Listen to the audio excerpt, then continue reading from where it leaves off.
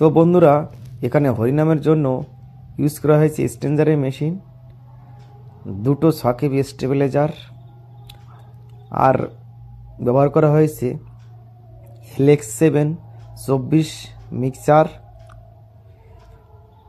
দেখুন, মিক্সারের সঙ্গে লাগানো হয়েছে অ্যালাইসিস এবং দুটো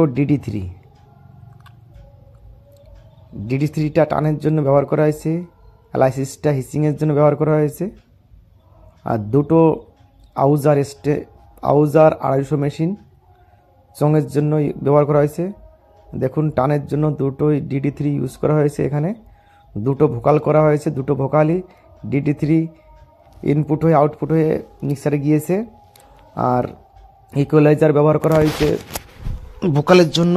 এখানে কিন্তু কোনো রকম মনিটর ইউজ করা হয়নি, কেননা জায়গা ছোটো, তার জন্য দুটো স্ট্রেঞ্জারে 4K মেশিন আছে।